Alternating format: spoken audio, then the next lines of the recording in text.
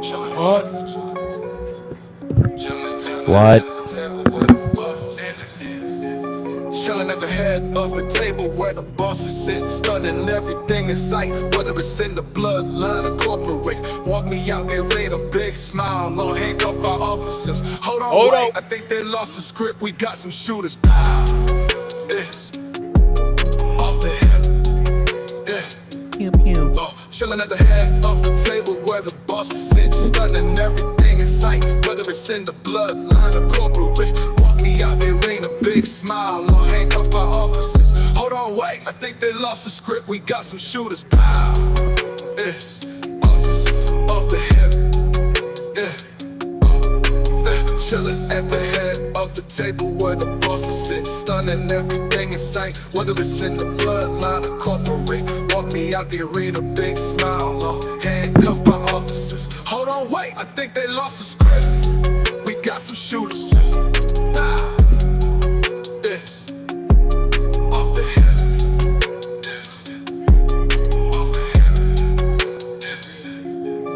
Off the head. We just giving everybody some time to get into the room. What's going on, everybody? It's Off the Hip. It's your boy HD the King, and I'm here with my brother Razor. Y'all already know what it is. Yeah. Oh, what a time it is to be alive on a Monday night in Buffalo, New York. Speaking of which, is Buffalo part of New York or Canada claims that? Talk that talk. Let me bring down the music so a real king can speak, man. Hold on. Let's turn that shit down. Talk your talk, baby. We here, man. This is a little question for the masses. Now, is this the time since I've broken bread with folks on the Eastern Seaboard, so to speak? But just out of curiosity, just for disclaimers for the masses that may not be aware, do y'all New Yorkers claim Buffalo, or is that Canada? I mean, it depends what part of New York you was born in, but I think generally most people from Canada are gonna rock with Buffalo. A lot of people up the state of New York are going to, but us in the city, we not really jacking it. I'm sorry, Buffalo. It's And like y'all one need of to those have more Albany energy. situations. It is like I don't know about you, but the energy felt like y'all could have showed out a little bit more, in my opinion. It's New York. It's New York. At the end of the day, it doesn't have to be the city, but in the state of New York. Just like California, it doesn't matter where in California you go to. Damn near, almost any city is lit over there. You Bill's gotta show Mafia that. didn't do it for you, did they? The man has spoken, people. He has spoken. What do I got to say about that? What can I say to that? Do better, Buffalo. Do better.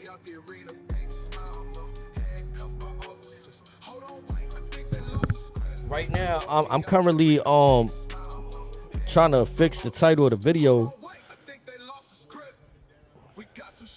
So give me a second on that part of me.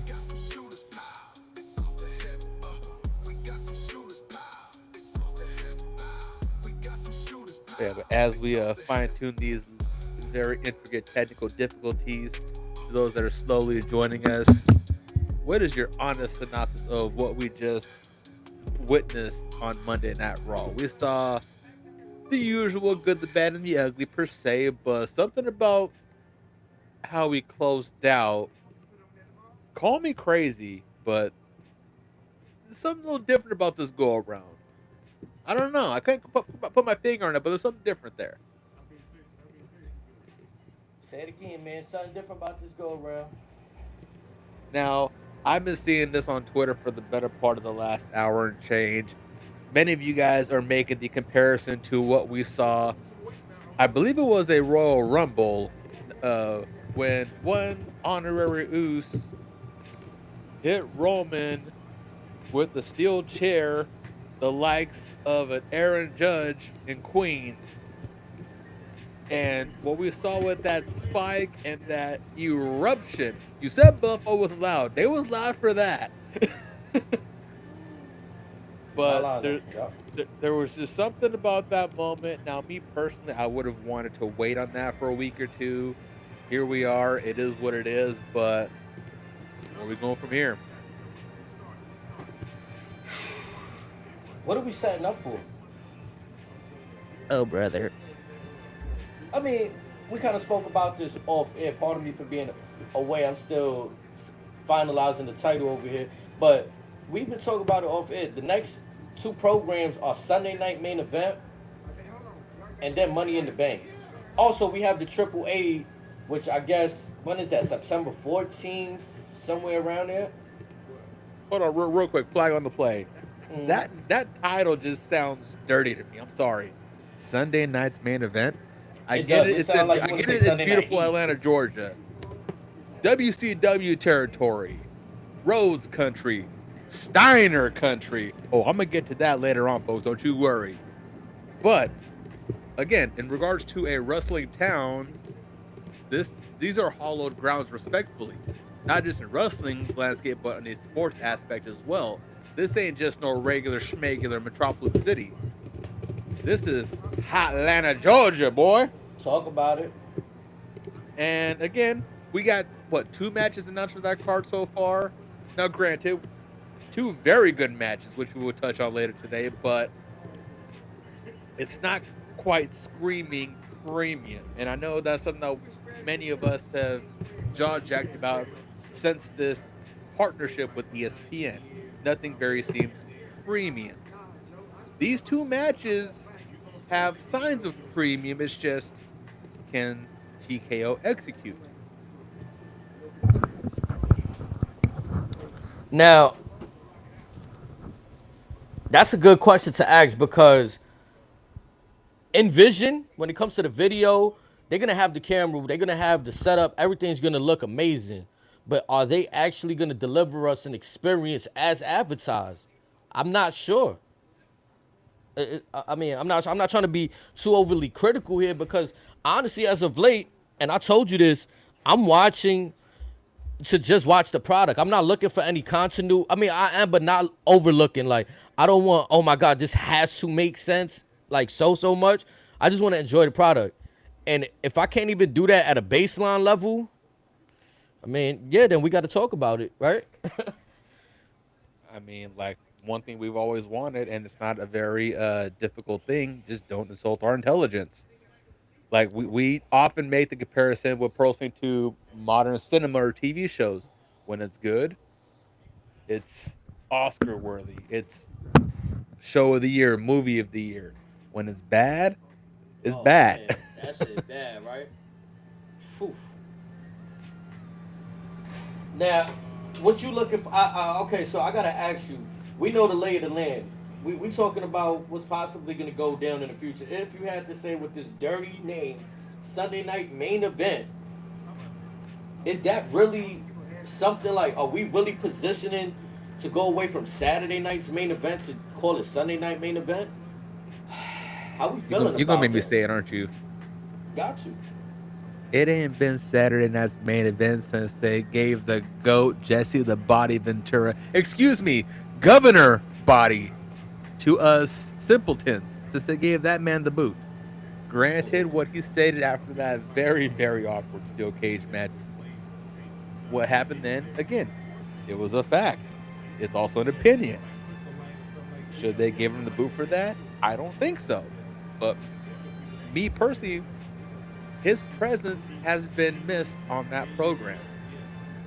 Now, also, it's no secret, correct me if I'm wrong, but didn't Mr. Ventura also have a little run in the Georgia territory his own self way back when? Correct. Could we possibly see a return or a cameo, something? Again, premium. Throw me a bone here, Paul. Throw me a bone here, Miss Old Saint Nick. Throw me a bone, Mr. Shapiro. Anybody. I mean, listen, right? And I gotta be honest. Y'all know that we like to get into it around here. Since we're talking about Sunday Night Main Event, potentially could be the main event. I'm not sure. But we got, as seen on the screen right here, the future powerhouse clash. Femi versus Bron Breakker for that Sunday night. Do you think that's the right place to have that match?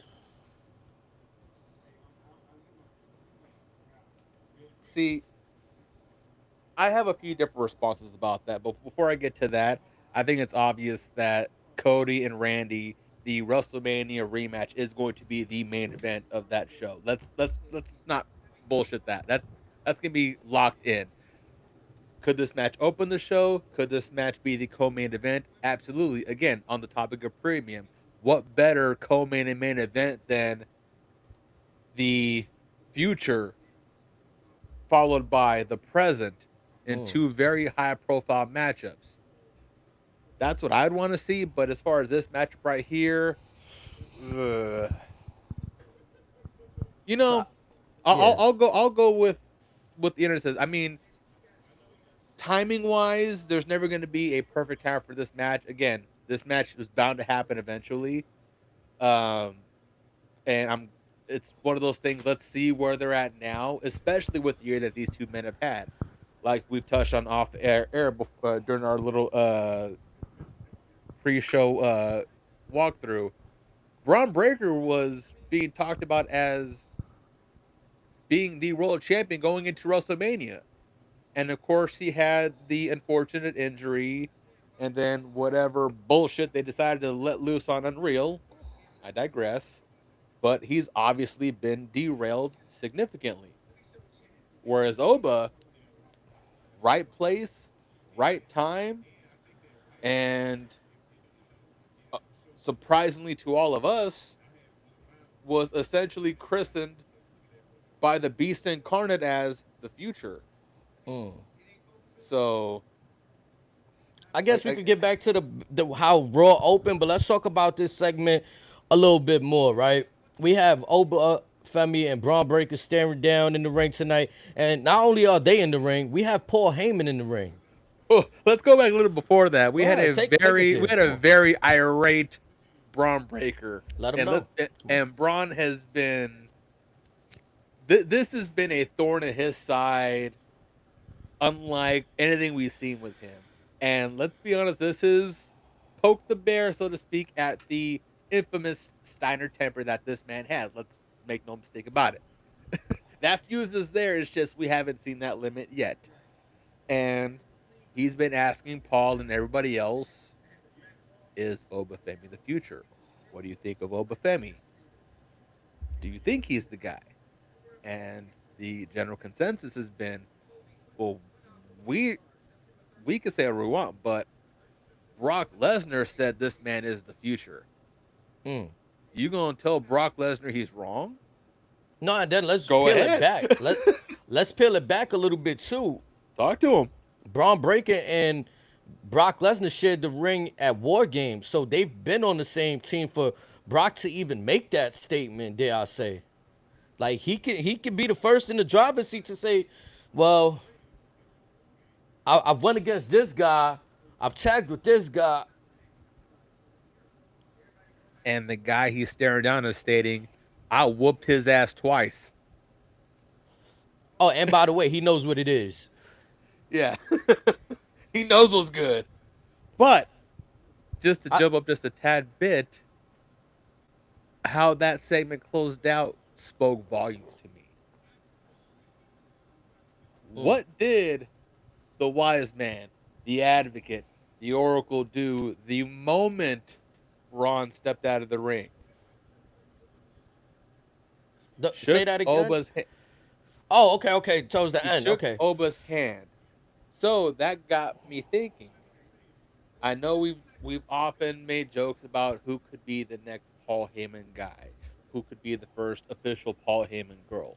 What if the next Paul Heyman beast is the ruler, the current king of the ring? I think it is. The next world's heavyweight champion, the future main eventer of WrestleMania, the ruler of the conqueror. You heard it here first, folks. Because let's say, right, with that theory, without saying it, this series of matches that we could possibly see between Bron Breakker and Oba Femi can lead to one of them getting the managerial services of Paul Heyman. Because it's the future. That's what Paul Heyman wants to align himself with. And if you're questioning Oba Femi, and it's like, I don't want to disrespect you, Bron Breakker, so you got to really show me why I shouldn't align with Oba Femi. And Paul said it last week. Show me why I should think otherwise. Correct. Show me why I should. I'm paraphrasing now. Show me why I shouldn't give him this much respect. You're supposed to be badass, the son of the Steiner. Show me. And in famous Paul Heyman words, he's from New York. He can smell bull. Show him. If you that big and bad, step to the plate. And I look forward to that war. I'm not gonna lie, this is a match that I think we've all been looking forward to because it's a collision course that was set to happen. It's the inevitable.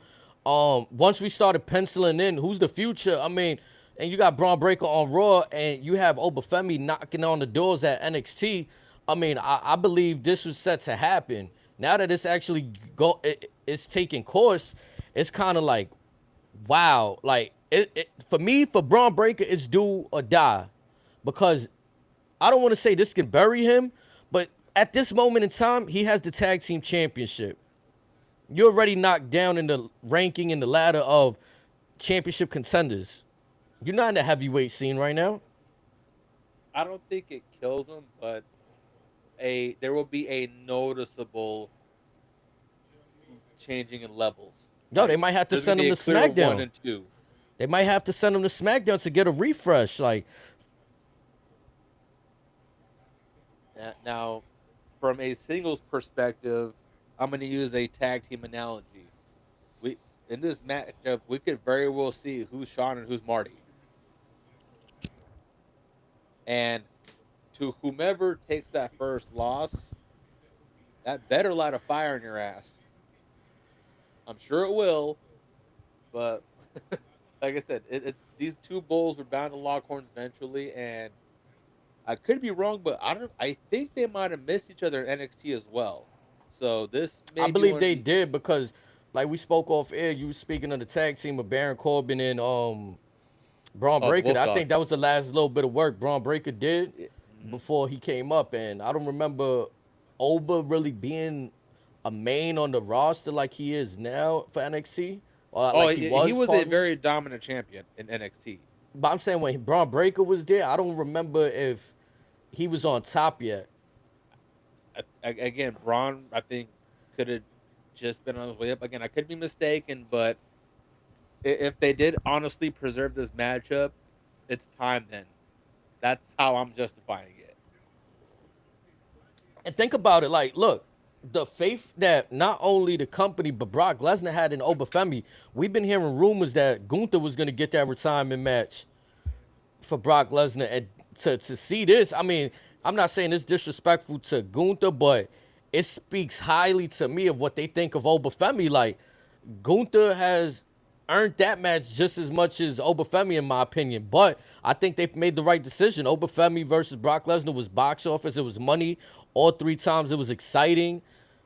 There were a few bumps along the road, but at the end of the day, I felt like it was a cool send-off for Brock. It was a cool way to put Femi more on the map than he already was. So the less light shined on the closing moments of that Hell in the Cell match, the better for Femi.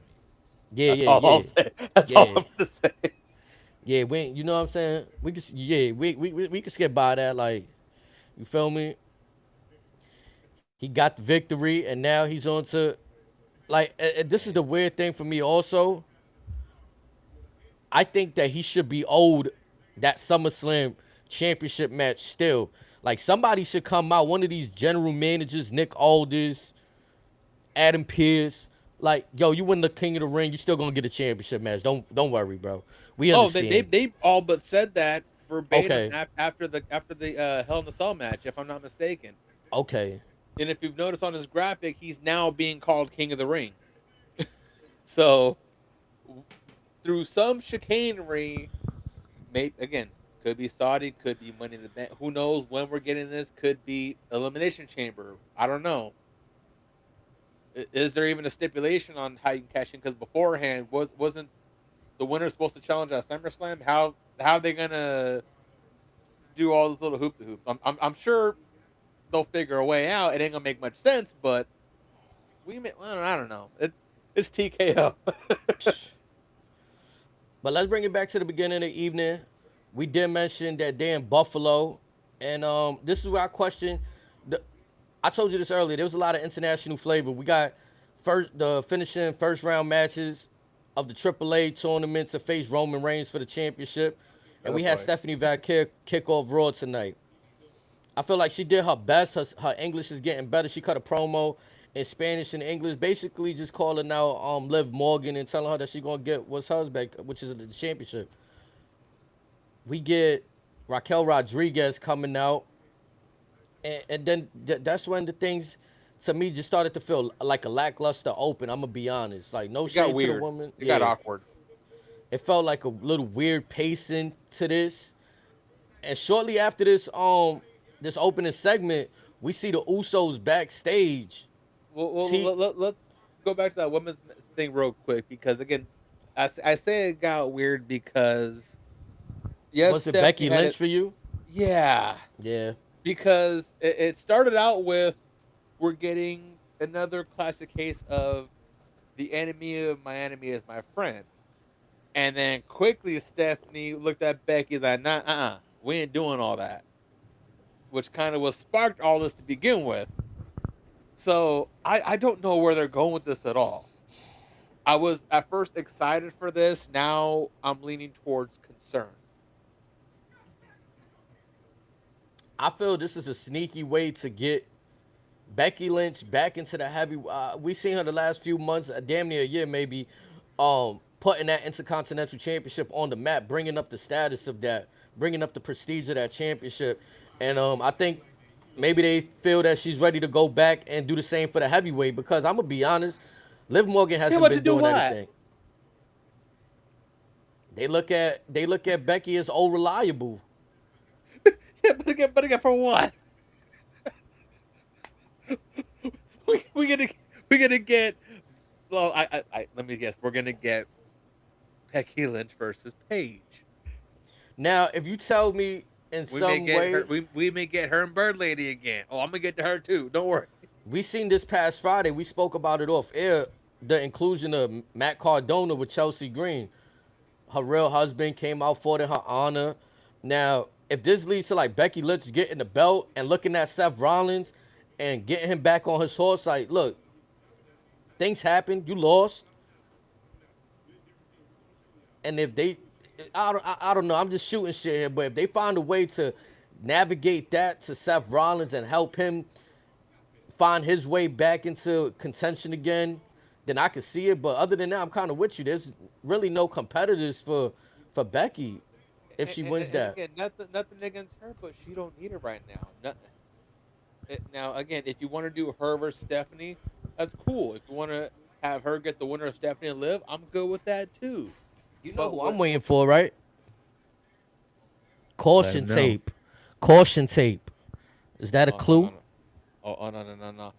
They ain't ready for her to come back. Yeah, I promise you that. If she come back, I promise you, she gonna break Roman's. She gonna break Roman's record of 13-16. She gonna get 13-30 at least.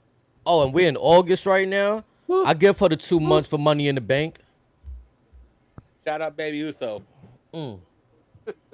Or what about the other one that just is a new mother that had a recent baby of her own? How about Bianca Belair? Miss Linebacker Finger. How about her? Can she? She just had that baby. But also again, there is the other case of look at all the women that are now being called up from NXT, from the likes of Jada Parker to Lola Vice. You still have the likes of Kiana James, Blake Monroe, and Jordan Grace in limbo. There's a lot of names. In Also, a weird what do you, way, what do you I do with feel Kiana like James? What do you do with Julia? I feel like in a weird way, they only needed one belt. They didn't need to make a United States and an Intercontinental because I feel if you had one mid-card title to start out, then you could stretch that across both brands and you wouldn't have to do the same carousel when one becomes Intercontinental. I think that's what's keeping things a bit stagnant, that it's like, okay, we got 4 girls up here fighting for the heavyweight, 4 girls fighting over here for the United States. Then we also, hold on, let's not forget, we got tag team belts to worry about. We got Nia Jax partnered with Lash Legends still, but they going for single. Like, it's a lot of, okay, are they going for tag belts? Are they going for singles belts? Like, it's a lot of things to be figured out. Charlotte and Alexa. The recently called the Peyton Paxley. Is Asuka truthfully retired? Again, there's a lot of women, but again, does Becky need the belt? Not right now. Um, you can make the same case that maybe Liv doesn't need it as well. But even again, that's still with Stephanie putting the belt back on her does kind of open things up a bit because she still has so many matchups that are still fresh. Okay. Uh, and again, you could do some type of brand swap, foreign exchange program, whatever you want to call it, switch stuff up. We're due for one of those anyways. Again, try Julie over here. Maybe have Charlotte come back to Raw, leave Tatum Paxley and Bliss on SmackDown. I don't know. Screw it. Bring Blake Monroe to Raw. She ain't doing shit on SmackDown anyways.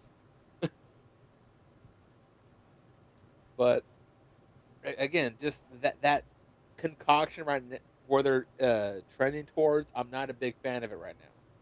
Yeah, the females division could use some good nurturing because, for again, to what I said earlier, Liv Morgan, with all due respect, she's a popular person, got the good song, the good entrance, the moments, the viral moments. But I feel I haven't seen enough when it comes to defenses. Like, She's had one. The Io Sky match, right? Yeah, that's been her only defense since what, Mania? And Mania is when she captured, right? Yeah. I mean, Or was it? Yeah. But again, that's not her fault. It's just again, they let her out to dry.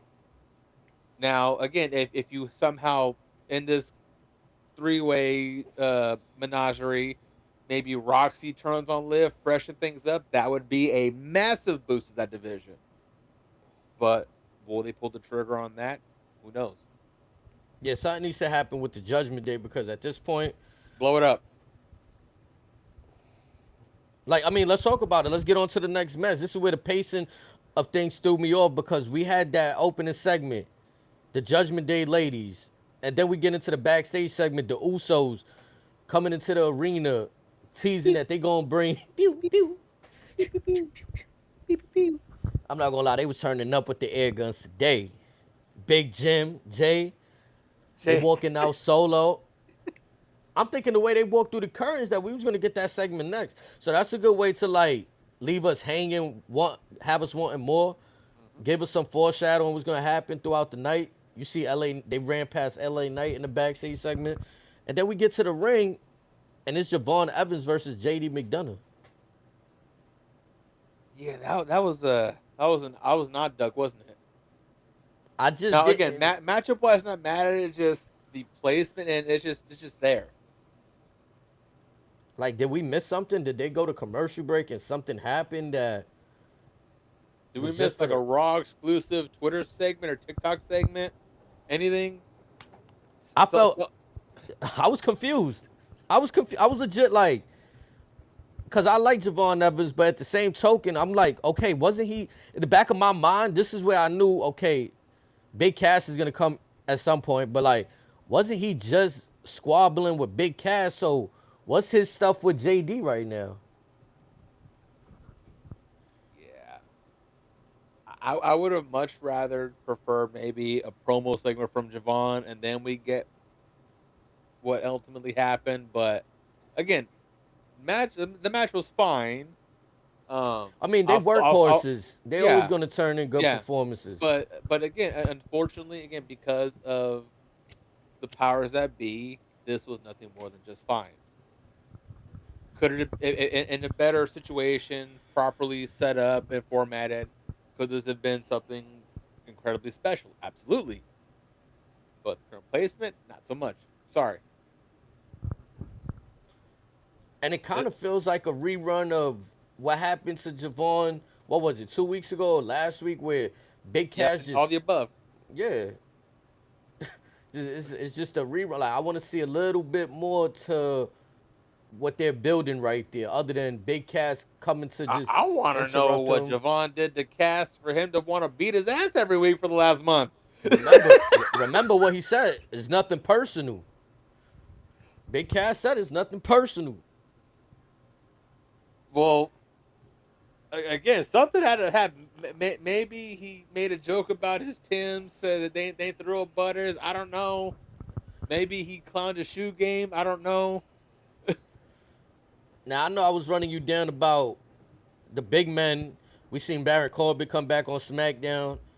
Now we watching Big Cass come back on Raw. Do you feel like they go into a little bit of a throwback kind of booking with the big men and the big man heel? I think this is a classic case of Triple H trying to see if he can still be that individual that can be the olive branch for WWE. Uh, Again, not to say that Cass and Corbin aren't talented, but with what we've seen transpire, especially with the innuendo and rumors of the reason why we've had so many roster cuts this year, especially with some very high profile tenured names who are now currently free agents at this time. They're, I think Triple H is throwing a Hail Mary to see if folks still trust him. Mm. I mean, prime example would be Malachi Black. He got screwed by AEW, and then he chose to come back to WWE because he felt that he could trust Triple H, and Triple H treated him no different. So, and I think that kind of stings with Triple H, and you should go into other guys that may have had good relationships with and see if they still trust him, or I don't. Hopefully, I'm wrong, but that's where I'm leaning towards right now. But all right, so let me ask you then: can you dig it? Big Cass, has he looked good on the roster? Like, do you want to see great things from him, or do you feel like you just said this is one of those redemption things, olive branch? But I mean, both of them have been good since they've left WWE. They've only gotten better. But agreed. but also, let's be honest, Cass has to be close to his 40s by now. He's not, and even Corbin. They're not young individuals. If they're gonna make a run, it's gonna be these next couple years. As far as anything meaningful, they may be on the LA Knight train. I think you know what it is for me, that I'm not looking for them to have like a major run on top, because then it'll defeat the purpose. Like, I don't want the bandwagon fans to come start cheering them now, right? I want them to still be that heel, but now we finally got like a real heel on the roster. Like, I'm not calling out most of these guys, but a lot of them do like to get the cheers from the crowd. Like, we were speaking about this off air. Some of the heels, they do things to get cheered. Baron Corbin and Big Cass right now, from what I'm seeing, they coming in, they demolishing shit, and they're not playing no games. They're not looking to get cheered from the fans. Okay, let me ask you this: is it more so they're getting heat, or the fans are just grunting like, "Why is this happening?" No, I think they getting good wrestling heat. Like, I think the fans are booing because they're a bad guy. It's not like go away heat, like, oh, we don't want to see this. Like, Well, I'm not saying we don't want to see this, but again, let's prime example with Corbin from SummerSlam. Everybody wanted Mello in that spot that Corbin was in. Everyone felt that, and still believes that Mello should have been the guy to dethrone Trick because of their history. Now, like we've recently learned, the powers that be may not have any substantial knowledge of NXT. How can that be? It's beyond me, because the guy that runs NXT is the boss's best friend. So how do you miss that one? But if you look at Corbin and Cass, it's like, again, they're good utility guys. If you were to put them in some type of premier role, could they excel? Absolutely. Will they give them the opportunity? I don't see it. People nah, I could want definitely feel it, that. but Yeah. again, like I don't. This may be a case where TKO says this is what you're brought in for, and this could be one of those hush and play ball routines with both of them. Hopefully I'm wrong, but again, like Cause what I'm TKO's. looking at, look, honestly, Big Cass, if let's say he gets over this feud with Javon, right? Javon to me is a little taller. He's on the skinnier side, so obviously, uh, you pair him next to Big Cass. Big Cass looks like a John compared to anybody. What I'm more interested about, he gets past Javon Evans. Now the prospect of, well, Chad Gable, him versus Chad Gable, the good David versus Goliath story right there. I wouldn't throw Big Cass. I'll kind of they run in the same playbook with Baron Corbin. If you think about it, like they come, you got the two veterans that come in. They destroyed the young and up and coming NXT guys. Baron Corbin just happened to win that championship quick over there. They could run the same playbook over here, and that'll be a good match, I think. Big Cass versus Gable. Man, like that's gonna be an interesting one. And again, both stories are carbon copies because again, TKO loves to copy and paste everything. Now, with the topic of Cass, let's touch on the elephant in the room real quick. okay, Do you think he gets a phone call? Enzo. The real one. Now I kind of like what they doing right now, honestly, with them because I think that's the babyface side, right? Like you can have Enzo and Cass as like the heels, but from my memory, they served better with the crowd saying their stuff with them. SAWFT soft. You feel me? Like they had the crowd with them. So right now, I think you let Big Cass play the heel and wherever the chips fall, they fall, and then he could find his way back. Like you said, eventually get that call. So I like it if it's down the line. I like that they didn't immediately bring them back together and throw them into the tag team division. I like this playbook right now because this is still a separate. Like you could keep them separate. And then again, like if they bring in Enzo, I'm not too sold that they'll bring him in as a wrestler. They may just keep him as like a manager or something like that, or just a mouthpiece essentially. Again, where he ultimately excels. There's not many guys on that roster, with the exception of maybe Punk and Randy, that can probably go bar for bar with Enzo Amore. Let's be honest. Yeah, well, all due respect, that's where his best work came from, on the microphone and a hot tag. Smack To get Talk Big Cass in. Skywalker. Yup, that hot tag to get Big Cass rolling. Because he's 7 feet tall, and you can't teach that. And along the lines of keep it separate, to keep that theme right there and keep that as a segue, we got the number one contenders tournament match, Rey Fenix versus El Fiscal.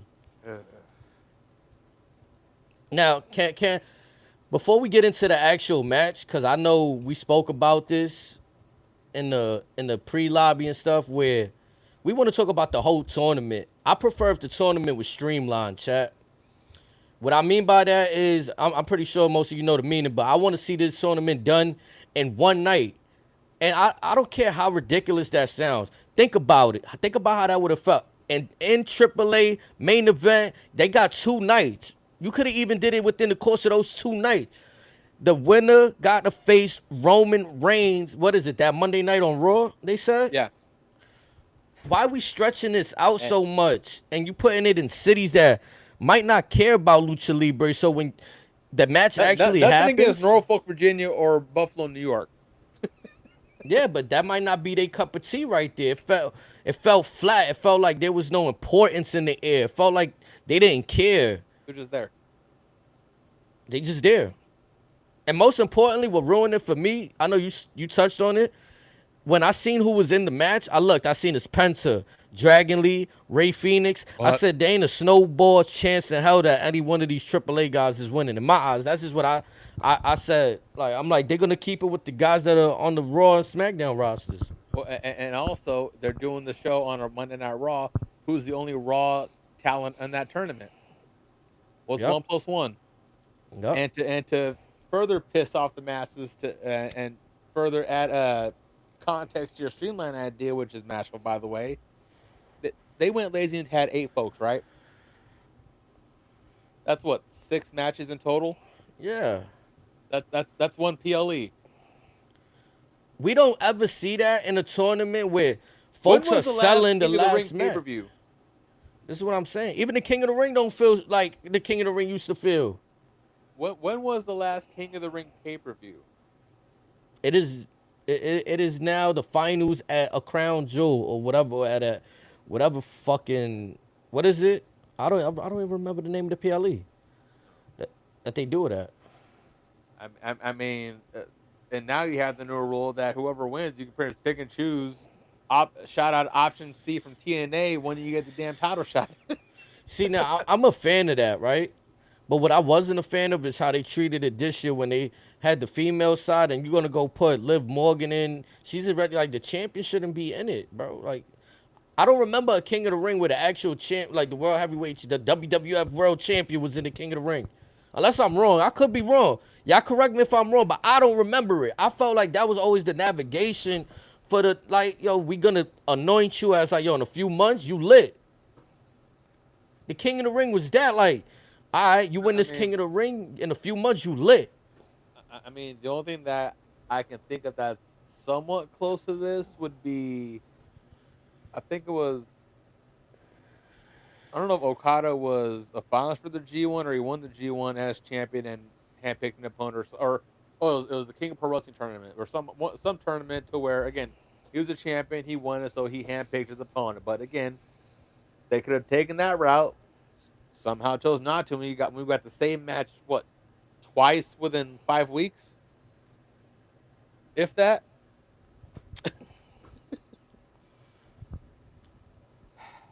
Cause I would like for like if it's streamlined like between the course of 2 days or even one night, then you can actually see the superstar sell the effect of the last match.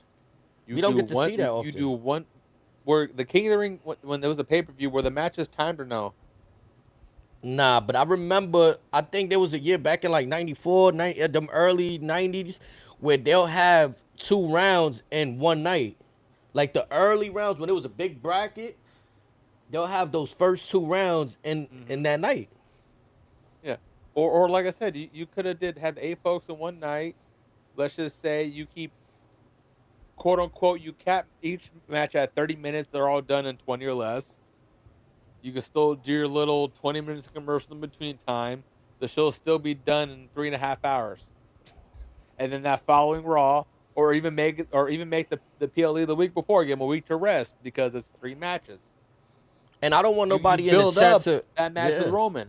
And I don't want nobody in the chat to miss the point. My point is I want you to put the importance of Lucha Libre, AAA wrestling in a city that's going to enjoy it, that's going to in an appropriate market. Yes. They're not just going to sit there and go like they sitting on their hands just waiting for Solo and the Usos like hello. Like there's a whole show here. Let's show love. There was too like that was my only critique. Like I enjoyed Raw a little bit tonight because it got better throughout the night. But there was too much going on. Like we got Chad Gable versus Rey Mysterio. That was fire to me. Then we got the Usos with Solo. But then we also have what's going on with the ladies. Oh, and we still got the AAA tournament. That's what I'm saying. The AAA tournament should have had its own like. Should have had its own highlight, its own spotlight, its own showcase. Instead, it was thrown together.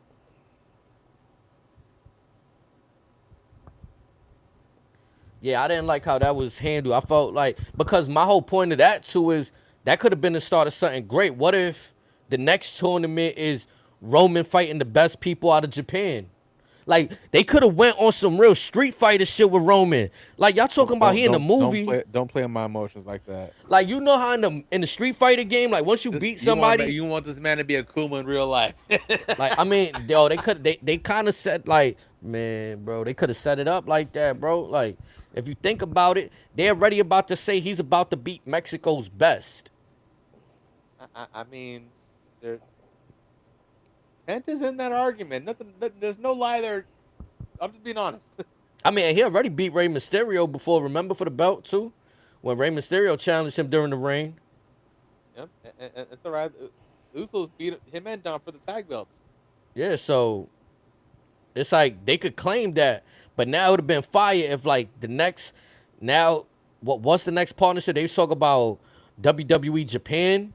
Like, what if now next is like Roman versus the world? Like, this is crazy. Again, I don't know how many more years he has on his contract, but I would pleasantly enjoy Marufuji versus Roman Reigns. For shits and giggles, hopefully on that same card we get Kenta versus CM Punk. You may get a WWE version of Brawl Out with that matchup alone. I'm just being honest. And I'm gonna be honest with my world theory. Femi fits right in line with that world theory. Like if we talking about Roman is looking to face the best people from each country, what happens when he lands on Nigeria? Huh.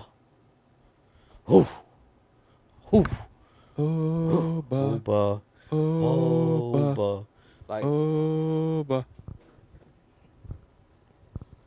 I'm saying. Or again, when they go to the UK, who do you put in that matchup? Man, like, come on. I mean, it can't be anyone. I mean, unless you want to throw in Charlie Dempsey. I don't know if you can find anyone I don't know if you want to has count. currently. I don't know. Yeah, if you want to count Gunther in there, or if you meant like just England, UK, but if you mean the whole Europe, like maybe throw Gunther in there. Cause I feel like that's the inevitable now too. Like we seen Roman in the blood feud, so to speak, bad blood he had with all the. Now let's see him with the like. I feel like this could be a good navigation. He already seen if WWE is where all the top stars are at. Okay, I already ran through everybody here. I want to see what the world got to offer though. It's kind of like on some Wembanyama shit a little bit. Like, you know how Wembanyama came to the league and he's like, nah, I'm here to compete, bro. Like, us overseas cats, and then you got the American players that's like, oh, boy. Oh, so we're going to have to come back and really spank the world now? Like, that's what we got. And we seen it in the All-Star game. They had the USA team, the world team, this team. Like, well, unfortunately, the owner of the other team says their team can't play with the WWE's team, so we may never get that fully. sometimes it be like that. Like, you ain't going to have but all again, the best. there's still plenty of the talent that works with WWE currently. Like I said, Noah's got an abundance of talent. Triple A's got plenty. I'm sure they can find some promotion in Australia, and you have progress with, I'm sure, with Nikki Cross or whoever's with their ID programs.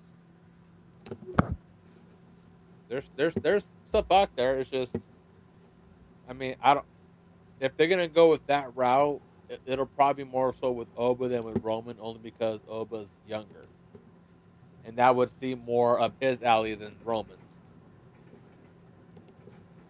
I think we on to something here with all the shit we spitting at the wall right now. Like, I do, even if they, I feel like we already spoke on it. They're giving us the obvious. It's going to be Penta versus Roman Reigns. It might definitely be Penta versus his brother Ray Phoenix in the finals, which is crazy that's going to be their first time really, like, crossing paths. No, right that's now. not the first time. Nah, it's First not. time But WWE, like, but no, in the ring, like, cause we've been wanting them to tag, and it's like, wow. So instead of tag, y'all really gonna give us brother versus brother off the rip? And some, I mean, the tournament, like. Oh, have you read what some folks on the dirt sheets are trying to prophesize? What's that? This because is Worlds Collide. That's gonna be after this, the Mexico Raw, right? I honestly don't know. Because is that an NXT thing or is that WWE included? Like, what? Well, there's a rumor going around that this alleged matchup with Penta and Roman is supposed to set up the Lucha Bros versus the Usos at Worlds Collide. Okay. And would not be mad at that. Nah. Would not be mad at that at all. Let them go 40 minutes. Let Jey Uso get blown up, walking down from the nosebleeds, eating his ass off. Let it happen. It'll be worth every second. Yeah, because I feel like we haven't had too many, like back when the New Day and the Usos were running it, and you had all the other tag teams in between, the Vaudevillains, Chad and Gable, too many to name. Like, you know what I'm saying? You got all of them. I felt like that was a fun time in tag team. Right now, I just feel poop. Well, the last names you mentioned were still Black Gold. The only teams that were in the era of the New Day and the Usos was Team Hell No. I mean, even that was fire though. Like low key, they had moments like that was funny. The crowd fucked with them. It could have been a little cheesy and shit, but sometimes you need that on wrestling. There's room for that. Supposed to say the line. It's good shit, pal. It's good shit, pal. No, it's what's best for business. There you go. It's what's best for business. But real quick, you touched on something real quick. What the hell's going on with the women's IC picture right now? Bro, I don't even know. Similar Like, to the women's, the heavyweight title picture. I mean, yes, we're getting what Soul versus Raquel next week, which it's gonna be a fine match. But I mean, that's all kind of all over the place too, isn't it?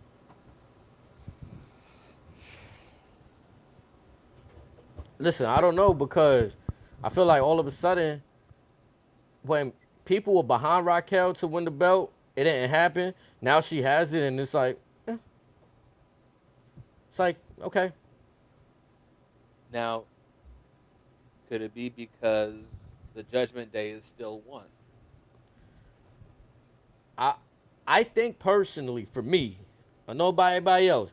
For me, I think it's just the fact that we need to see something happen between. There's no payoff. Like Liv Morgan eliminated Raquel from the Royal Rumble. Did we forget that? Did everybody forget that? I didn't. You feel me? So it's like, okay, I need mine back. I need that. Like, give me my title shot. She need to do something. And then if Liv lose, then we'll like, okay, y'all gave her the IC belt. Okay. Or are we gonna wait until Roxanne wins Money in the Bank? And that's what, well over 6 months from now. Judgment Day's been going on about as long as the Bloodline's been going on, give or take a month or two. Let's be It's real. time. Let him go. Let's be real. That's Big Mommy Cool, right? Who's Big Mommy Cool? That's Who, exactly to you. which would make Liv Shawn Michaels. I need that. I'm the reason why you champion right now. I need that. And you threw me out the Royal Rumble? I need that. I need that. Whether you super kick me and you beat me at the, all right, we get there when we get there, but I need that. They didn't give us that.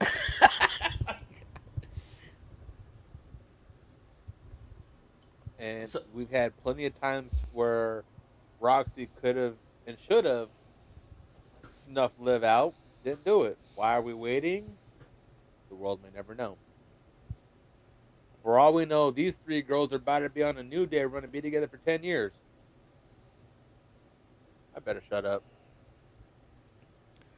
Yeah, there's not enough being done from Roxanne's standpoint because they don't got her competing for nothing. It's just like random tag matches that they're not even really to be in contention for the women's tag belts at this point. They just like because they running down on whoever they run down on Io Sky and You know what's kind of messed up? When Liv came on, interrupted Stephanie, and I saw Raquel hold the belt, I honest to God thought it was a tag team belt. And then I saw Roxy have it, I was like, oh yeah, shit, that's right. That's bad. Yeah, it is, and it's just like it feels like they playing hot potato with the women's belt as like a participation trophy. Like, okay, let's give her a belt because she been hunting for one. She been hunting for one. Now, We see it sometimes with you. This ain't AEW now. You get a title match. You get a title match. You get an eliminator. You get a title match. You get the belt. To some degree, we seen that happen with Bree and Paige. They had no business really winning the belts, but like I enjoyed the return. Don't get me wrong, I enjoyed the return for Paige, but they had no business like really winning them things, like for real, for real. Yeah, that was a choice. That Nia and Lash were the champs going into that, weren't they? I think so. And also, I think you had Charlotte Mamma and mia. Alexa in that match.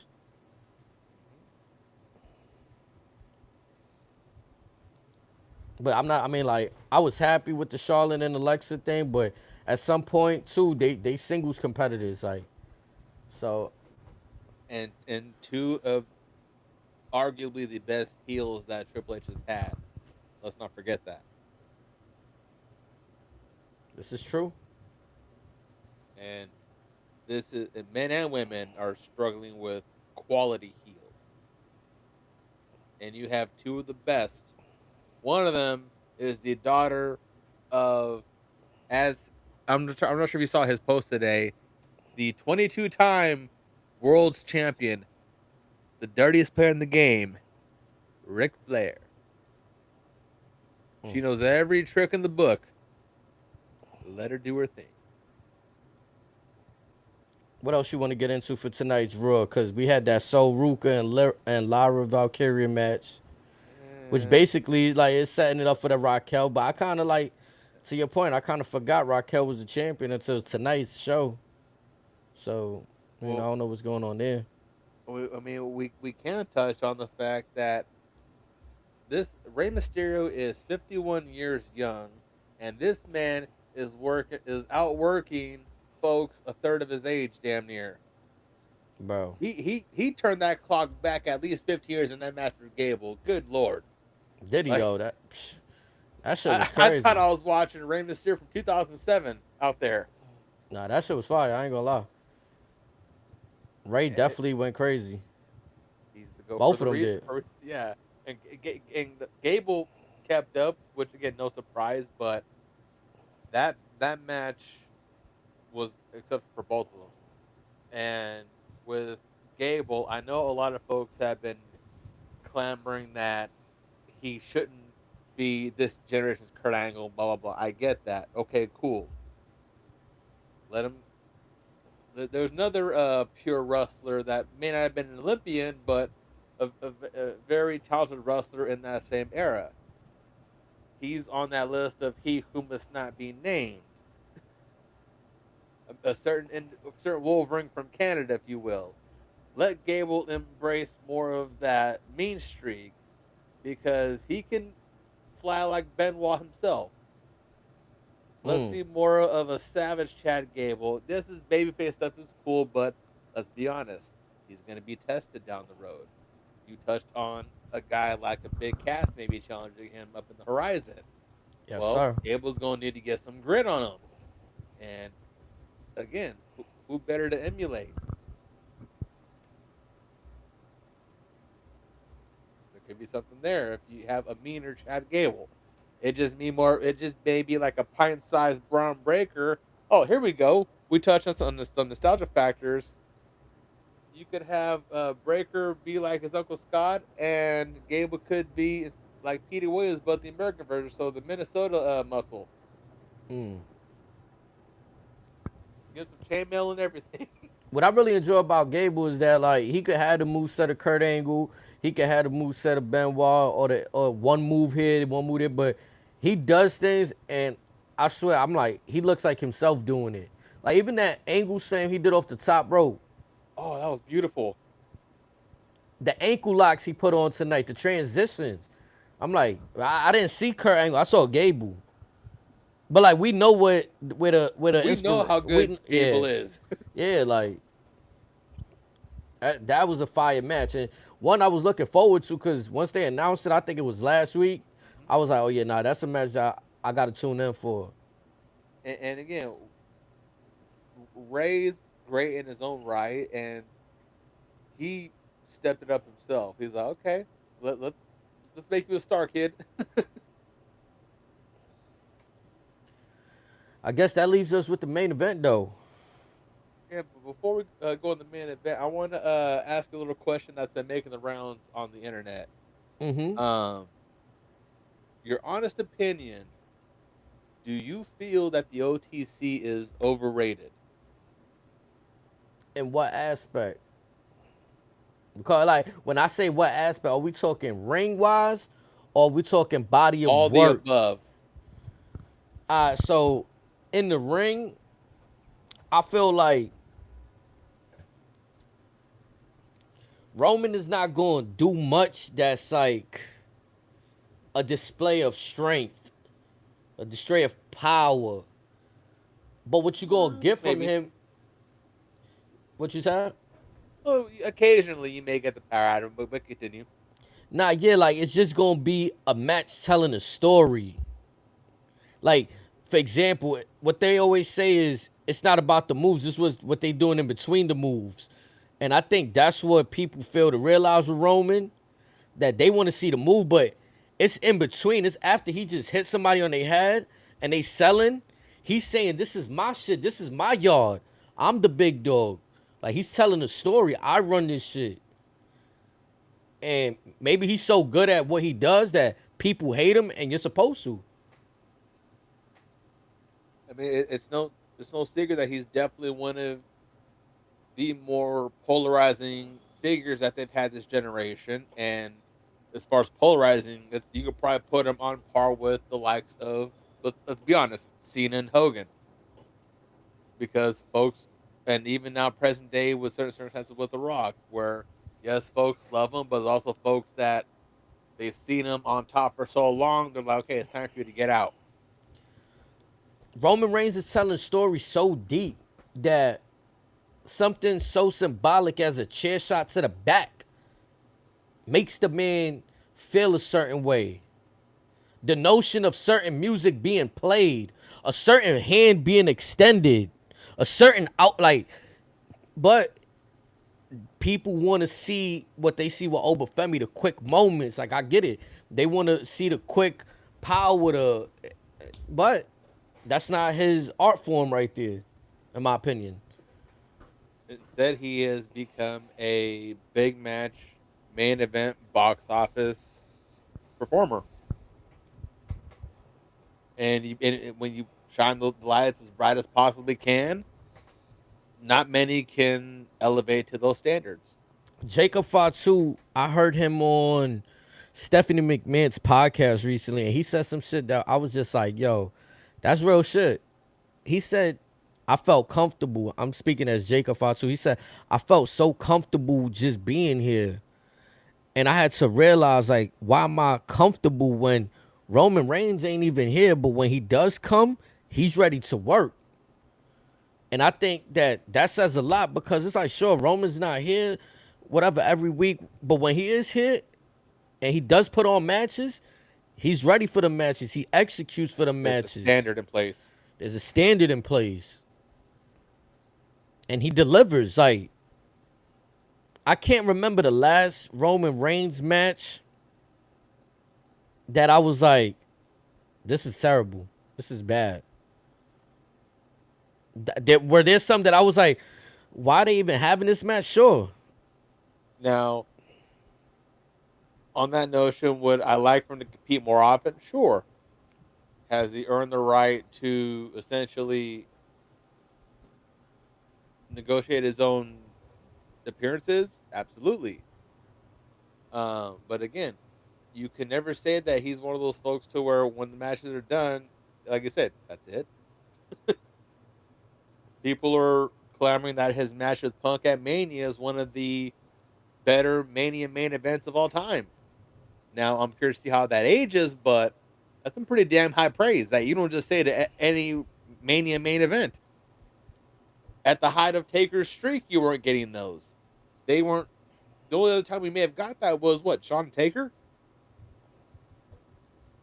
Proof's in the pudding. Right. And it's like, Roman is different from those, from Undertaker, the big man like the Undertaker, from the high flying heavyweight like a Shawn Michaels. He's his own hybrid, his own style. Like, he's a brawler with a space and pace.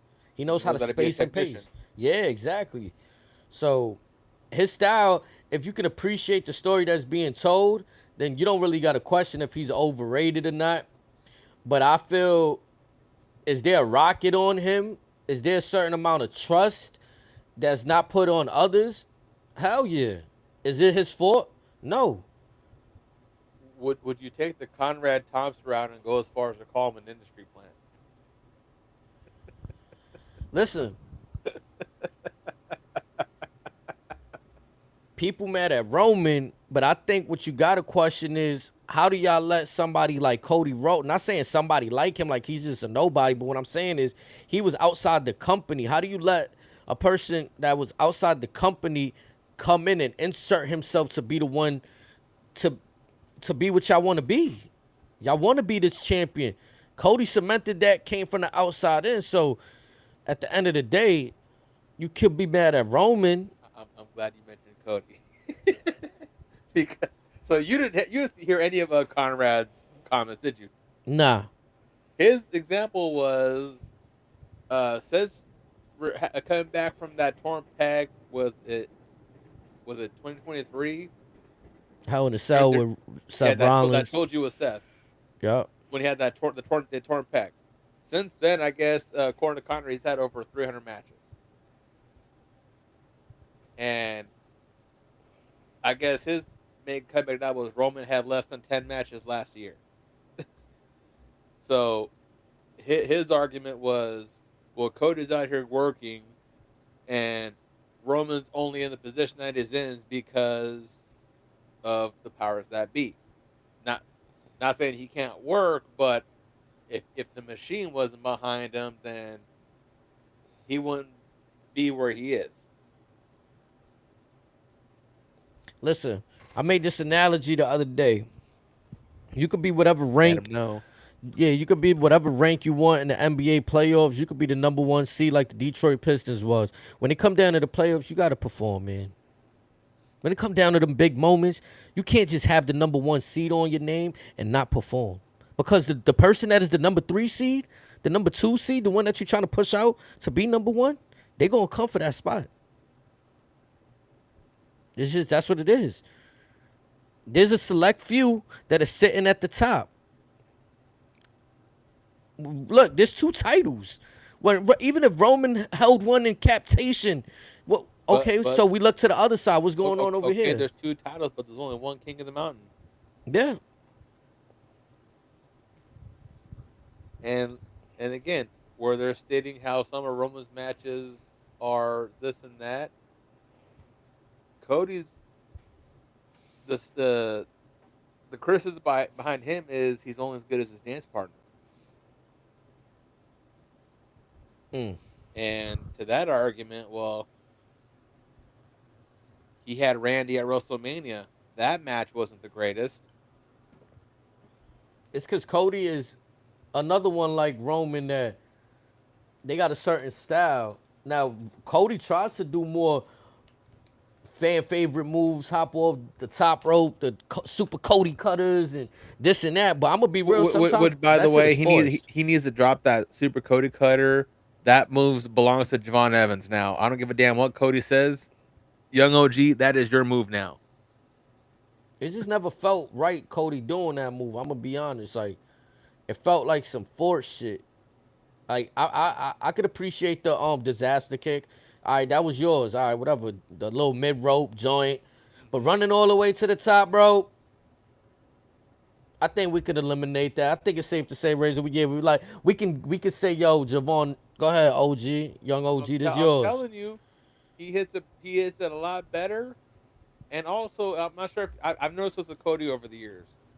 He overshoots that a lot more than he undershoots it, so to where it's almost like the person has to back up and try to line up with it. Otherwise, he's landing right on their neck with his big ass. It's kind of like what I said earlier. I think we were off air. I'm not sure. When we were speaking about injuries, and look, Cody's not using that to finish a match. He rarely finishes. He does the Cody cut and still does a soup, and then gets up and hits him with the trifecta Cody crossroads. Cody cutter or crossroads. It could be 20 crossroads. Right. So like Javon, he actually ended the match tonight with that. That's his finisher. You know what I'm saying? Like, you can just swing that to Javon, and Cody. It's a more difficult move. It's high risk. If you're not gonna end the match with it, I would say bring that out once a year. Just once a year, bro. Or if you're gonna bring it out. Yeah. I do like how in that one match tonight though, God forgive me for forgetting, but it was during one of the, it might have been, which match? It was one of the first round matches. It might have been, was it Dragon Lee's match? That they did, they was about to do the spinning tomb. No, it was the Alpha Style and Ray Phoenix. The spinning tombstone. it was the Wagner. Wasn't the Wagner match because they touched on the Tombstone being banned in Mexico? I love that touch. I don't know why. I just had to throw that out there. Like, yeah. I thought that was super I fire mean, power there. drivers are banned in Mexico. Bro, this is why I've been saying it though. Corey Graves is that guy. I don't know if anybody feel that same way, but I really felt bad for him when he was tripping off like not getting included into the Netflix debut, XYZ, this and that. Remember when he was in that bad mood because Pat McAfee got the head nod?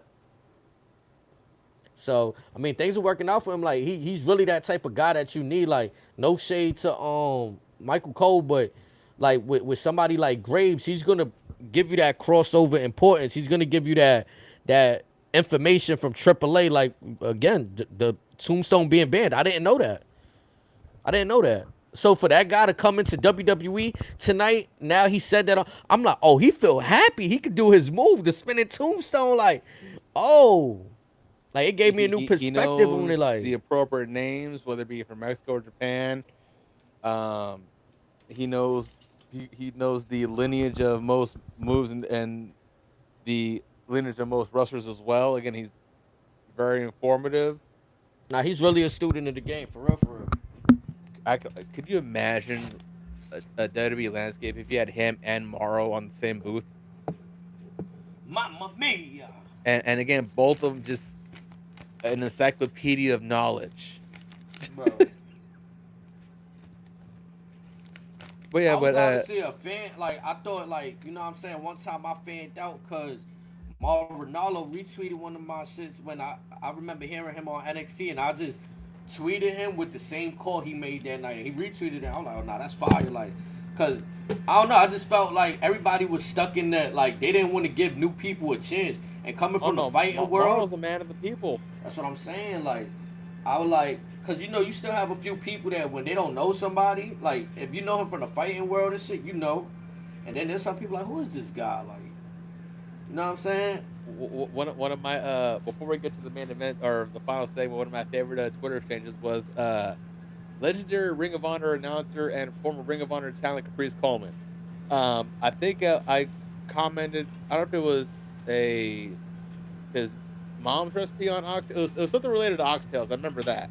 Okay. And we had a little exchange about that, and I thought it was the dopest shit in the world. Just shit about normal stuff. We both like oxtails. Nah, that's fire. Hell yeah.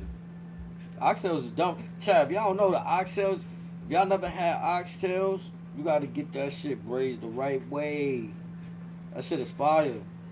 Get you some oxtails, Chad. You never tried that shit. I like to try it with some rice and peas on the side though. Fire. I'm not gonna lie, some steamed cabbage and shit. Fire. Can't go wrong with that. I just discovered a recent Caribbean spot that does pretty good oxtails out here. Oh yeah. You can't miss that. Got the good Caribbean spot out there. Hell yeah. Give me 1 second though. Give them something, Razor. I gotta run to the bathroom. I've been drinking that. Hey! You go fix it before Dan Housen curses your ass. Yeah, come on, thank you.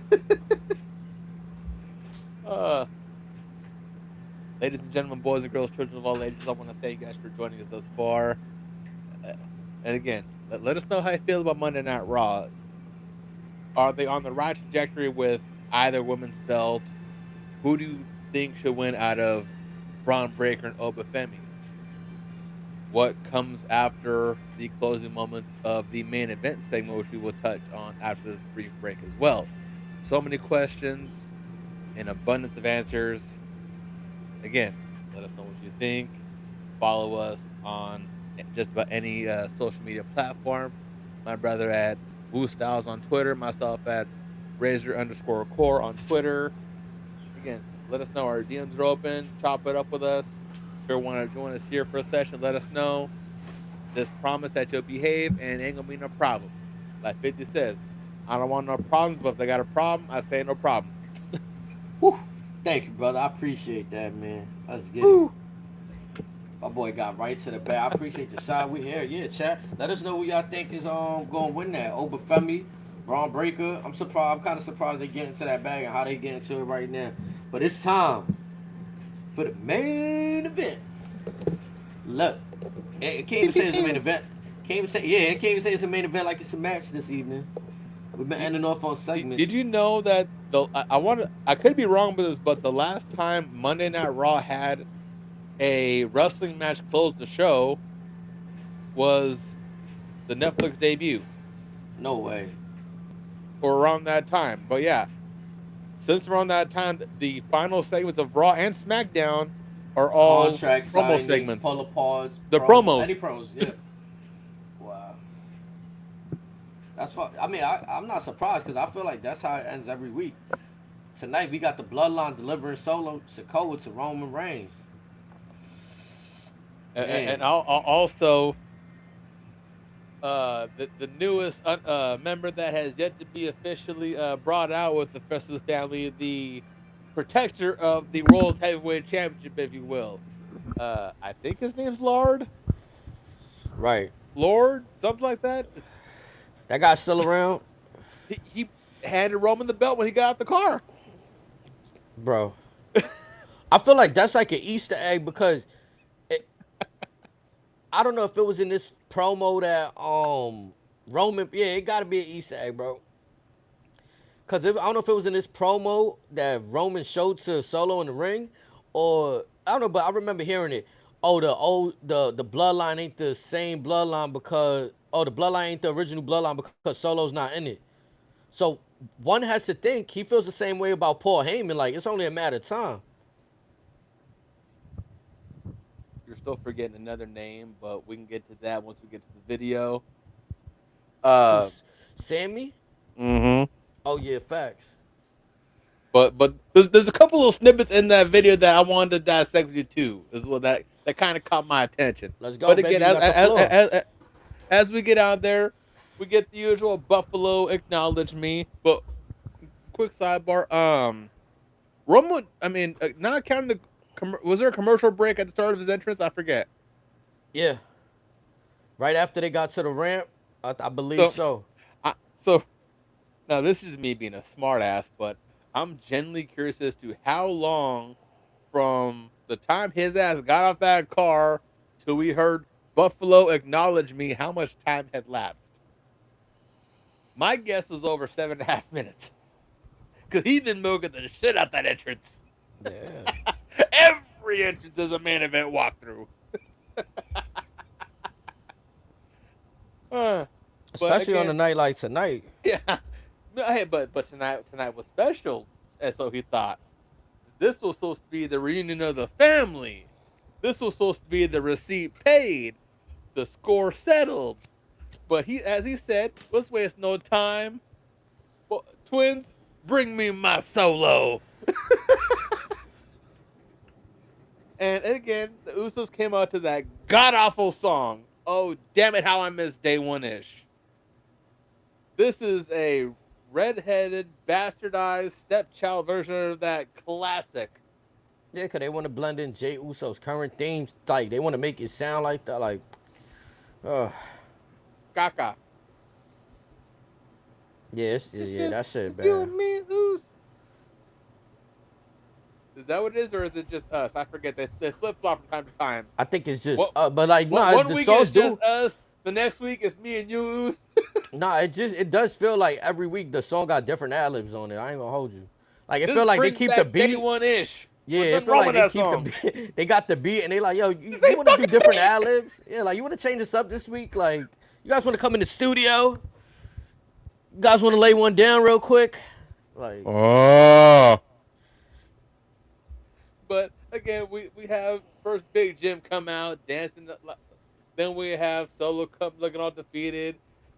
Old main event, Jey Uso, Mr. Pew Pew Man having a field day like a kid in a candy store on Christmas morning. Just pew pew pew pew pew pew pew.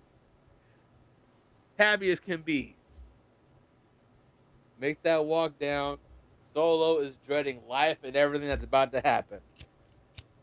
My old man used to have a saying. Solo looked like a man and kicked his dog.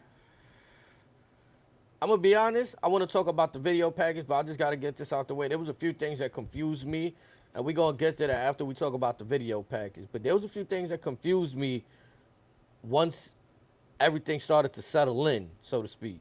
Let's talk about that video package. What you wanted to talk to me about on there? There's a couple little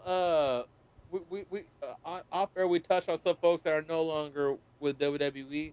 Right. One of them being our GOAT, another son of the legendary Haku, Tongaloa, had a little cameo in that video. I feel like after seeing that, I think there's room to bring him back. But did you notice that in this video they kept reiterating the same phrase by Solo? Which one? I might have missed it. It was either I'm not going back. Well, there's two phrases. One was I'm not going back to the family, but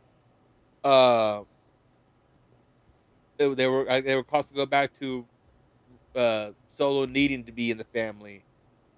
But the common thing was Solo saying I'm not going back to the family, and they kept playing that. So I was very intrigued as to why they kept reiterating that phrase. I remember being like thrown off by the video, so I didn't catch everything because the timeline they try to portray was weird. They try to make it seem like the Olafala match, what was it called? The tribal combat match between them. And then everything happened so fast. Like they threw in this highlight, that highlight, boom. Oh, why Solo not on my hip? Like you know this reminded me of also that it was the tribal court, well, that very first one where they played that awkward Sami Zayn video. Or was it Sami Zayn or Jey Uso? I know what you talk. No, I think it was they was questioning Sami Zayn. Yeah. And, testing his loyalty. Yeah, it was and they played a very awkward video. This reminded me of that. Just like a shorter version of it, but yeah. Because I was like, the timeline that they try to portray in that video was odd to me. It was like... It was a lot of recent stuff that had nothing to do with the bloodline. It was all it was mostly just the MFT stuff. Because it kept showing that that one image of Solo and Tama Tonga staring at each other. That was one of the clips that played mostly than anything else. So again, are they hinting at maybe a feud with the Tongans? That's long overdue, in my opinion. Possibly.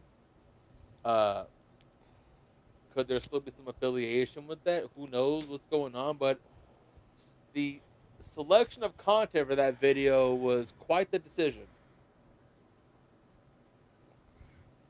Now, the thing that concerned me, like I said, there was a few things that concerned me after the video package. I'm going to get into it. Was the fact that Roman Reigns, off rip, he's jumping down Solo. I ain't going to lie. He's on him like, yo, I ain't going to lie. The sight of you disgusts me. Like, he's on timing with him. He's like, look at your chain. He took his glasses off him, threw him on the floor, stomped him. Yo, you should be kneeling to me right now. It started with the watch. Yeah. He's on his body like, dog, who you think you are? Like, stomped out the glasses. Ooh, Solo, you had. I'm gonna shut up. And then all of a sudden, though, Jacob Fatu just super kicks him. Bow. Give him the Tongan grip. And all of a sudden, you could kind of see Roman like, this is not what I had planned right here. This wasn't the plan. Yeah, this wasn't the plan, but he's letting it play out. Okay. All of a sudden, you hear LA Knight's... I mean, it wasn't all of a sudden. They was whipping Solo out, but then LA Knight music hit. He comes running down to the ring. Jimmy go flying off the top rope. LA Knight in the ring.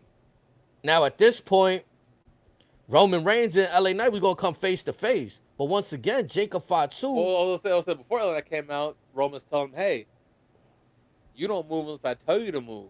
Right. Like, I make the calls. What are you doing? I'm the one running the ship. Right. So, he's breaking the chain of command, so to speak, right? Like, so Jacob's in that corner. Just there very ominously. I found this odd because when is there wrinkles in the bloodline? Well, we learned of wrinkles today in the midst of Solo being undressed. Because once again, they reiterate, or Jay reiterated that in the show that he did what the werewolf couldn't do.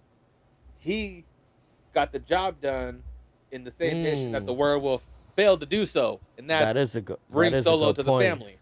That is a good point. So now Jacob probably sitting there like, yo, I gotta do something, like, right, like, And it's no secret that Jay got a little get back of his own, the werewolf, and said, "Yeah, I did that. Look at you with your punk ass." yeah, he did say that. He did say that tonight. So, He did and say you that, know Chad. that's eating at Jacob right now. Like he did say that. you, and now you have the tribal chief stating, "Hey, you don't move unless I tell you to move." And then while undressing Solo, he lets the roles know, "Hey, the twins called the play. The twins executed the play. The twins are now my captains." And we see these newer Ulafalas. But there's only two of them. One for each Uso, none for Jacob. And Jacob looked a little beside himself at the sight of that. See, but now here's my issue. Where the hell was Jacob's fucking Ulafala that Roman put on him like 2 or 3 weeks ago? In the same cabinet next to Roman's, and Roman says, "You wear this when I tell you to wear it." Like, shit is absurd. But again, I agree. All forms should be wearing them now. Hopefully, they'll be wearing them now. But my question is, now that each individual member currently has their own Ulafala, what's the chain of command with the other three? And then look, Femi got his own Obafala. No, but my question is, he got an Obafala. Like, come on. If the twins are now the captains, does Jacob now enter to them too? He's supposed to. No, before. But this is where this is where I'm saying. Before he only answers to Roman. Right. This is what I'm saying. This is where they kind of, that whole Jay bringing Solo back on the fly last week, or whenever he beat him. What was it, on Friday or last Monday? It was last Monday. Right. That was some impromptu shit. Like, I didn't hear Roman say, "Yo, Jay, go get him." Jay just took it upon himself, right? So it's like, off that movement, it's like Jacob could have easily did the same thing. But what if it had different ramifications? Like, oh, I'll go set up a match for Solo right now. You got to come home. But again, they had the match and Solo beat him. That was supposed to be what happened a couple weeks ago. Yeah, when Jacob took on Solo, if Jacob won, Solo had to come back to the family. That's why last week Solo told him, "Hey, after I beat you, y'all can leave me the hell alone. I'm done with y'all." Type shit. Like, yo crazy ass is still over there. I'm good over here. Oh yeah, nah, you right, dog. I do remember Solo beating him at the end of that shit. And Jay being the crash out that he is, he ain't gonna let that slide. Little brother, yo ass coming home to the family by hook or crook. Cause I'm big bruh. Right. So now, back to what we were saying. LA Knight, Roman Reigns is face to face, right? And then Jacob Fatu attacks LA Knight. Back to your point. Roman Reigns tells him, "Yo, what you doing? I had this settled." Roman Reigns loads up a Superman punch for LA Knight. Boom! He about to do some other shit to LA Knight, but then he looks over to the corner and sees Solo. Roman puts on his smirk. Nah, you know what? You're going to do it. Now, this is the moment that kind of changed things. The fans were already behind Solo tonight. They was chanting his name while he was face-to-face with Roman. Solo's loading up the thumb, the Samoan thumb. And did you hear what he was saying? I'm sorry. Now, one would think he's talking to LA Knight because he's holding LA Knight's hand. Then he turns and hits Roman. And that was beautiful. Roof blew off the joint. Yeah. Buffalo came alive at that point. Took him a couple hours, but again, Ray and Chad kind of like perked him up a little bit, and then that moment. But you know what I found bizarre to me? That if this is the playbook WWE is running, this is the playbook they should have ran as soon as Roman lost the title and Solo was talking about consequences and shit like that.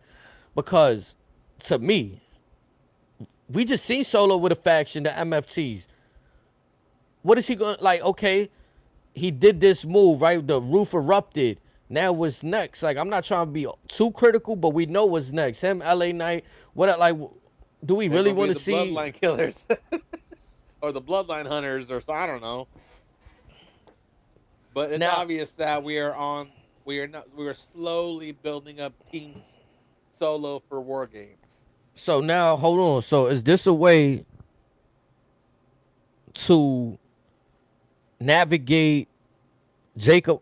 Well, I can't even say that because Jacob attacked Solo. But so now is this a way to navigate Zilla into the fold since he's recently signed to NXT? Fuck it, I'll say yes and yes. Yes, even to the Jacob stuff, because based on what we saw today, It could go either way. Hold on, hear me out real quick.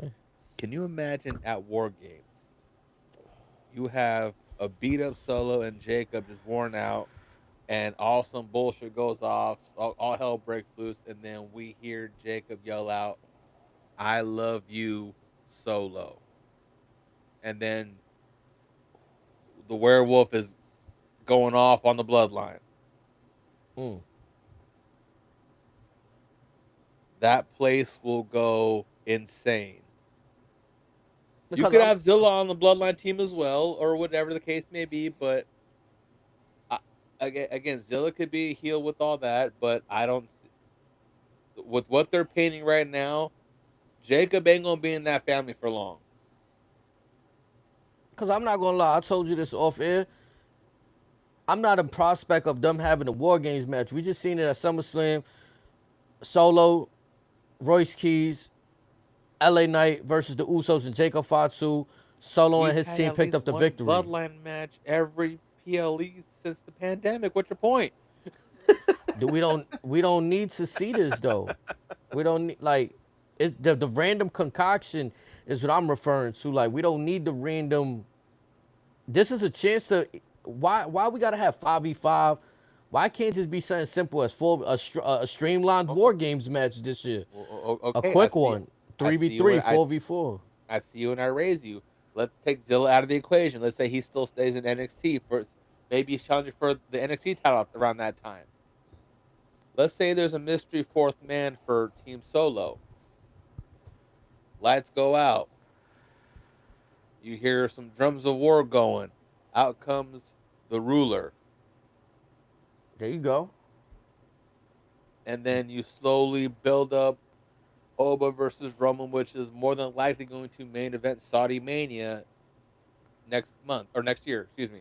Which would be if War Games is in November, would that be 2 months, 3? No, it's like 5 4? months. April. 4? April? 5 months, yeah. That's plenty of time. Yeah. And that's just for the first Easter egg, just to get the feeler out, because people are going to be all over it. And the reason I said 2 months or 3 months is because really they could have Femi win the Royal Rumble, and then it'll be based off of what he did in War Games. The choice would be easy for him, based on what you're saying. Like, so you're gonna give him 2 title matches. What you mean? Oh, because of the one that we spoke on earlier that they're gonna honor his King of the Ring one. Because they've unofficially just brought that back in. Like, you didn't see anything. I mean, going to if that match with Roman ends in controversy, or if let's say it's a schmoz and it ends in a draw, then the Royal Rumble's the next thing, or Elimination Chamber. And I think what a way to have a whole calendar year like that. Like, do we have a PLE in December? I don't. From what I know, no. It might be a Saturday main event or a Sunday night main event. If we're gonna have,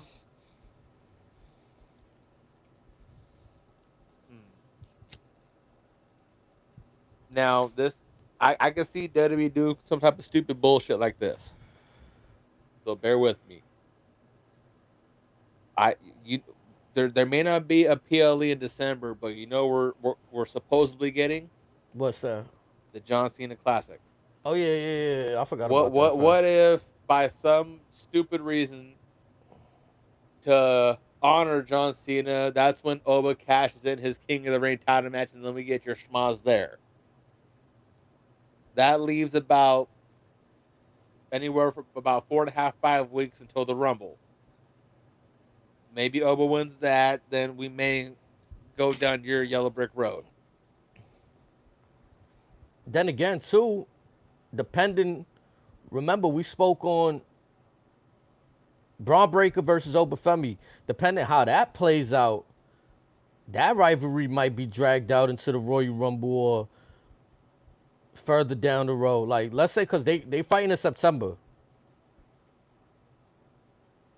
Depending how things go there, unless this is really just going to be a one-off, a way to kind of like knock Braun Breaker and the vision off that, like, that mantle that they were the future. Like, nah, this is a different future right now. If this is nothing more than just a one-off match. Well, I mean, with in their instance, because to answer your question, remember you said Roman versus Oba. What if Braun Breaker messes that match up for Oba? Which is a possibility. But again, Braun's got to be on one hell of a run for that. But on the real quick back to with the subject of the Oba part, or you know, with Oba and Braun, after this match on Labor Day weekend in Atlanta, I wouldn't want to see round 2 unless a title's on the line.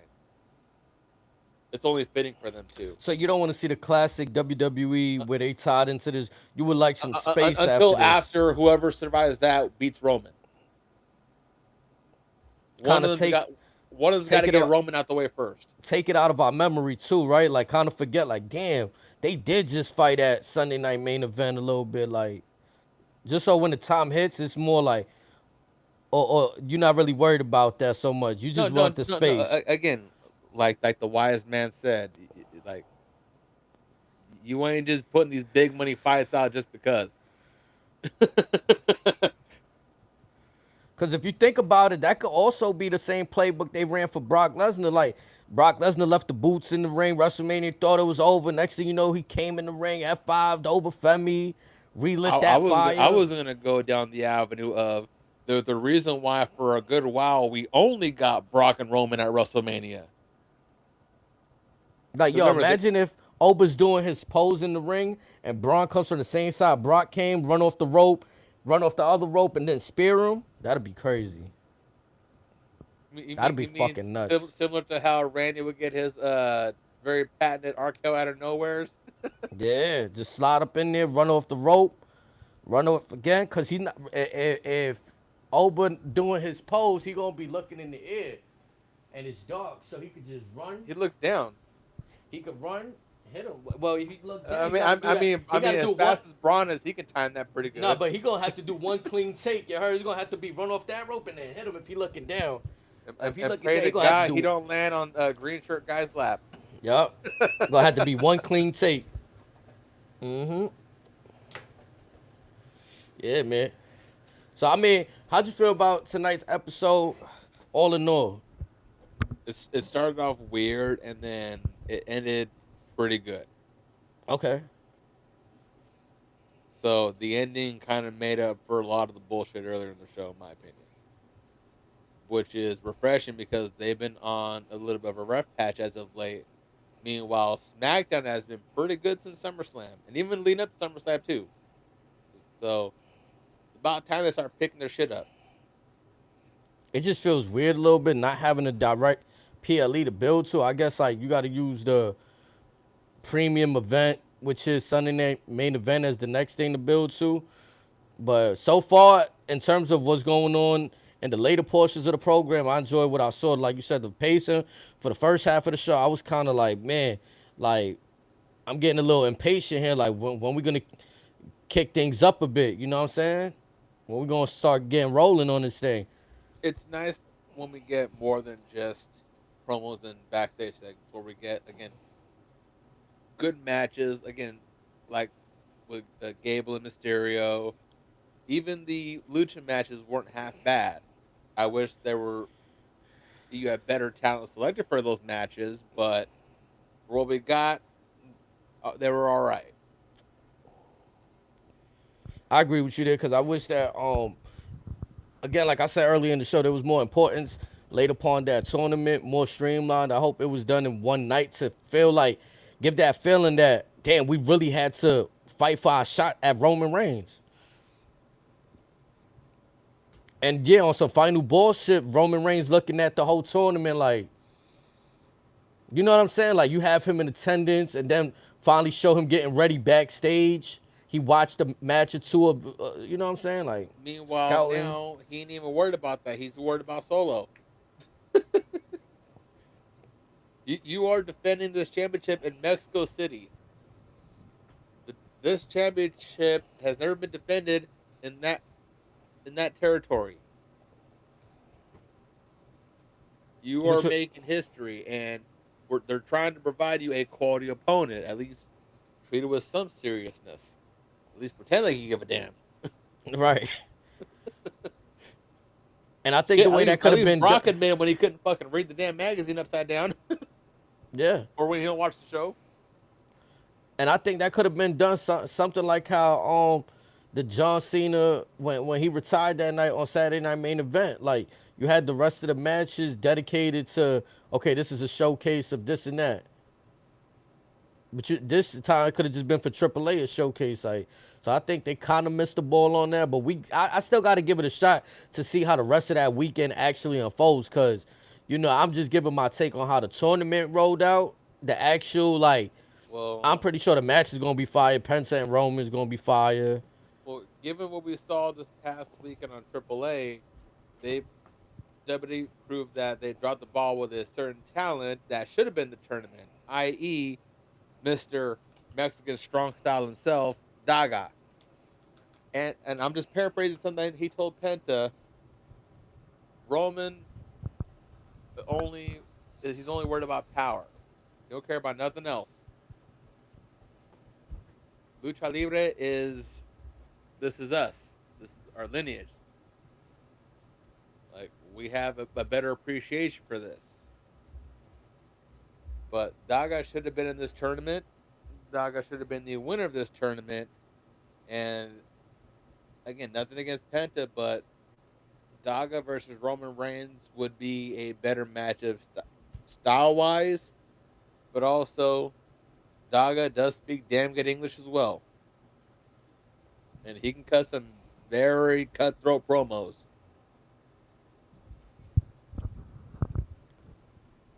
And I'm not gonna lie, it's a compelling, like, if y'all watch AAA, I actually watched it over the weekend when it happened.